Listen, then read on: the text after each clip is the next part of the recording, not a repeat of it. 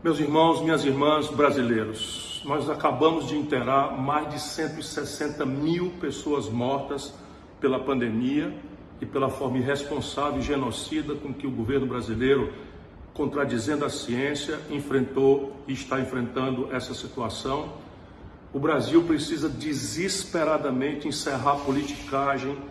e decidir de uma vez por todas a política de vacinação, porque será a única forma da gente encerrar essa pandemia, tanto do seu ponto de vista da saúde pública, quanto do seu ponto de vista das terríveis consequências econômicas. Faltam apenas 12 dias para as eleições municipais, que estão mexendo com as atenções de toda a sociedade brasileira. Pois bem, a carestia de volta nos supermercados, a conta da inflação para a população de baixa renda já supera em 10% a maior alta de preços desde que nós criamos lá atrás, em 1994, o Plano Real. Tudo isso são os assuntos graves, centrais da vida brasileira. Pois bem, sem discussão com ninguém,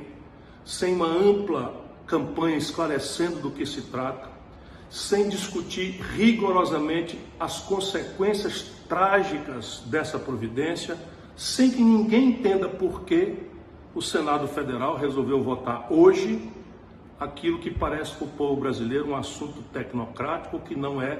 de repercussão popular, a chamada autonomia do Banco Central.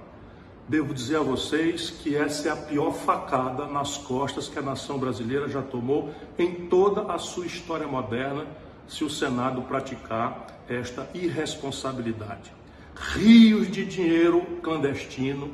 movidos pelos bancos, que concentram 85% das transações financeiras em apenas 5 bancos, só podem estar por trás dessa iniciativa sem cabimento,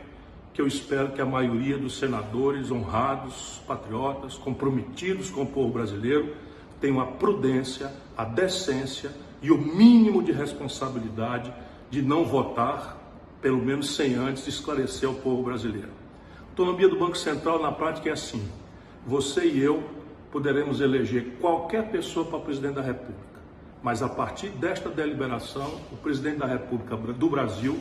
mesmo que seja eleito por 100 milhões de pessoas, não terá controle sobre a taxa de juros, não terá controle sobre o endividamento do setor público,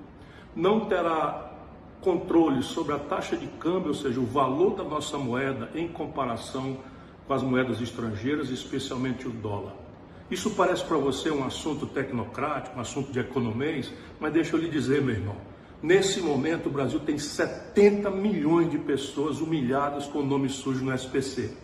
Causa o Banco Central brasileiro praticando há 30 anos a mais imoral taxa de juros do planeta Terra.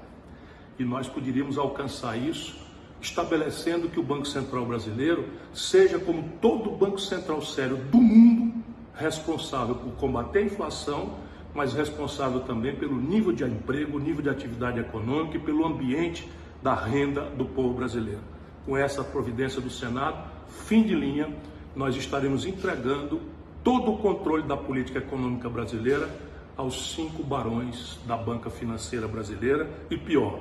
a clandestinidade do interesse estrangeiro. Isso não se justifica, isso não se explica, e é o caso, neste momento, de fazer um grande apelo à maioria dos senadores e senadoras que têm um resto de compromisso com a produção, com o trabalho, com o emprego. Não permitam que essa irresponsabilidade de entregar o comando da economia brasileira a 5 bancos,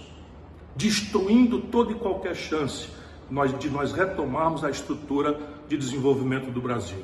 E você, meu irmão, ligue para o seu senador, urgente, faça um e-mail, faça um telegrama, se comunique com ele. Diga que aquele senador, aquela senadora que de forma descuidada tirar do povo brasileiro, da sua liderança democrática, o direito e a autoridade, a responsabilidade de comandar a taxa de juros, o endividamento do setor público, o endividamento do setor privado, a taxa de câmbio que mexe com os valores, né,